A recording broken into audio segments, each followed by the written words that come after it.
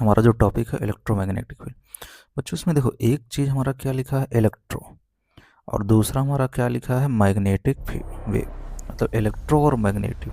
बच्चों अगर हमारे पास कोई भी चार्ज पार्टिकल है, चाहे वो हमारे पास प्लस चार्ज हो प्लस क्यू, या फिर चाहे हमारे पास कैसा चार्ज हो माइनस क्यू, तो कोई भी चार्ज पार्टिकल अपनी चारों तरफ एक इलेक्ट्रिक फील्ड जनरेट करता है। क्या करता है? एक इलेक्ट्रिक फील्ड जनरेट करता है, चाहे वो चार्ज हमारा प्लस हो चाहे माइनस हो, तो वो अपने सराउंडिंग में चारों तरफ एक इलेक्ट्रिक फील्ड जनरेट करता है। देखिए जैसे इस फिगर में आप देखिए, यहाँ पर एक हमारे पास चार्ज पार्टिकल है, प्लस या माइनस दोनों हो सकता है।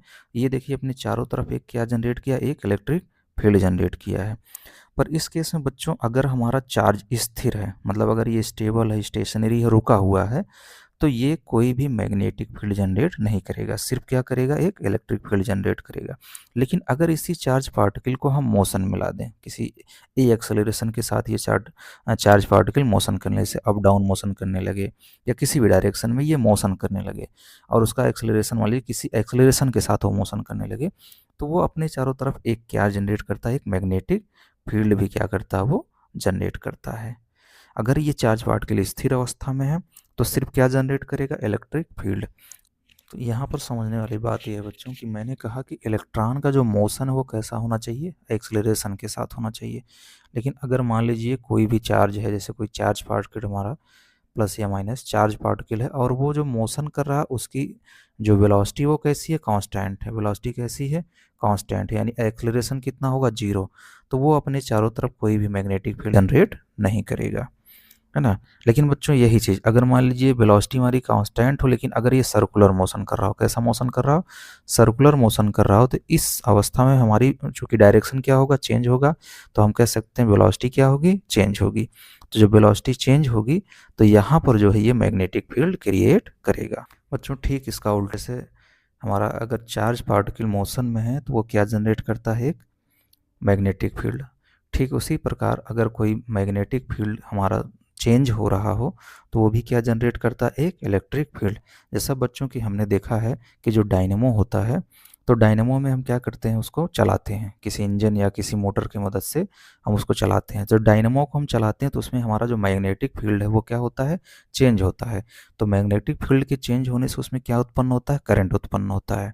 और इसी का वाइस वर्सा, अगर मान लीजिए हमारे पास कोई मोटर है और उसको हम करंट प्रोवाइड कराते हैं, तो करंट चेंज होता है, तो करंट चेंज होने के कारण उसमें क्या जनरेट होता है, मैग्नेटिक फील्ड जनरेट होता है।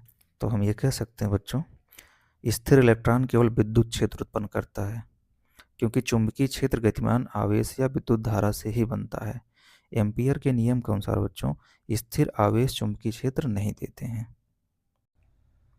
तो चलिए बच्चों हम समझते हैं कि जो हमारा लाइट है वो स्पेस में ट्रेवल कैसे करता है। तो जैसा कि बच्चों हमें ज्ञात है कि लाइट हमारा क्या है, एक इलेक्ट्रोमैग्नेटिक वेव, और इलेक्ट्रोमैग्नेटिक वेव को चलने के लिए किसी भी मीडियम की ज़रूरत नहीं पड़ती। अब जैसे बच्चों हम यहाँ पर एग्जांपल लेते हैं कि सन से जो लाइट रेज हमारे अर्थ तक आती है वो कैसे आती है। तो जैसा कि हमें पता है बच्चों, जो सन में होता है नाभिकीय संलयन, है ना।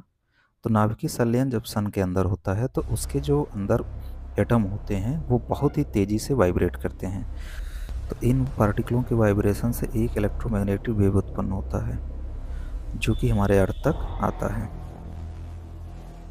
तो यहाँ पर बच्चों एक चीज़ ध्यान दीजिएगा कि जैसे हमारे सन के अंदर असंख्य पार्टिकल हैं और सब अलग अलग स्पीड से वाइब्रेट कर रहे हैं, तो जब वो अलग अलग स्पीड से वाइब्रेट करेंगे तो हमारा जो उसमें से इलेक्ट्रोमैग्नेटिक वेव बनेगा उसकी भी फ्रिक्वेंसी क्या होगी, अलग अलग होगी।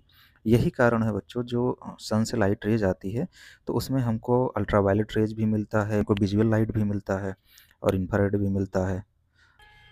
होप कि बच्चों आप लोगों को बढ़िया से समझ में आया होगा। तो खूब मेहनत से पढ़ाई करिए, क्योंकि एक एक सेकेंड बहुत कीमती होता है, और एग्ज़ाम में खूब बढ़िया नंबर लेके आइए। Okay, thank you.